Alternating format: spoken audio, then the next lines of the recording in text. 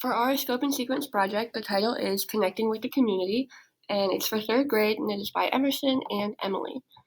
The central focus of our unit is for students to interact with local community members and then understand how they can individually be responsible for their social and political roles.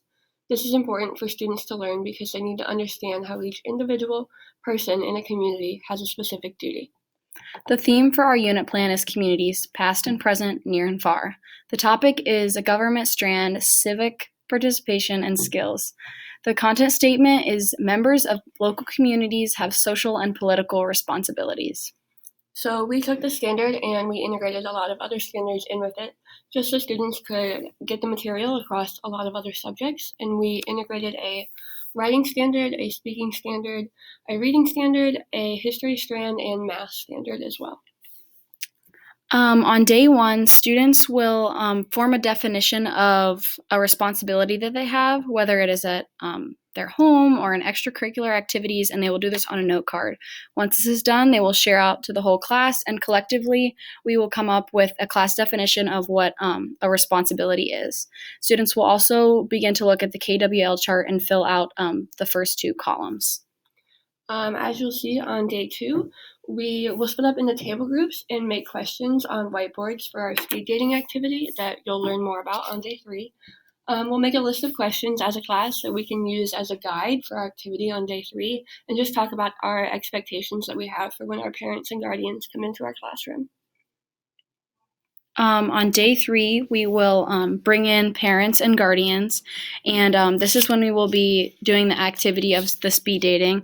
Students will be paired up, and each pair will be with one parent or guardian, and this will be kind of set up in a whole circle, so the parents on the outside of the circle and the pairs of students on the inside of the circle.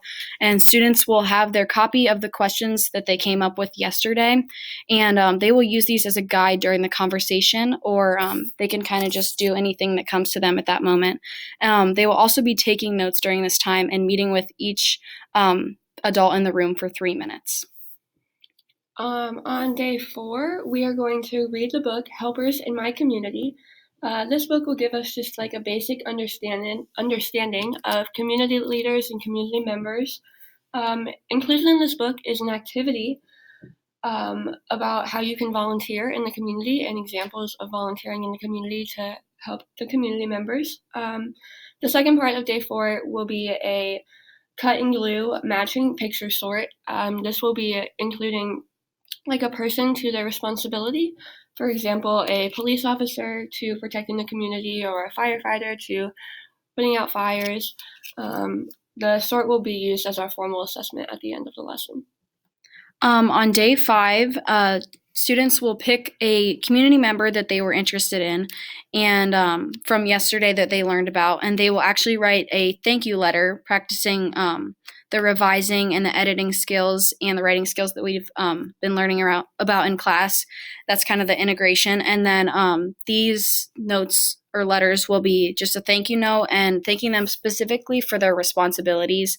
And obviously, if students need assistance, they can look at the anchor chart that would be posted up in the classroom. On day 6, we are first going to have a classroom discussion about what we think the principal has to do in the school.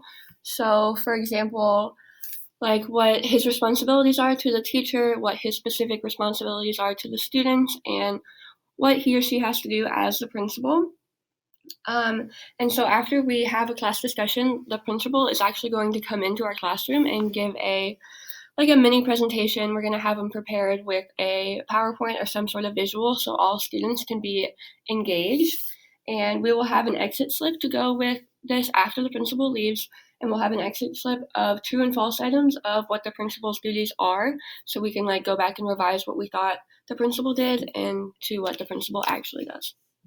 On day 7, this is the last day of the unit, students will go back to the original KWL chart from the first day, and we will fill in that last column, pretty much using the information we've learned through all of the lessons, through the parent interviews and the principal speaking and the videos and the books that we've learned about. And after that L chart, we will form a classroom responsibility list. On our classroom responsibility list, we will have what we can control in the classroom, like keeping our classroom clean, and we will use this chart as our summative assessment and the learn part of the KWL. Thank you for listening.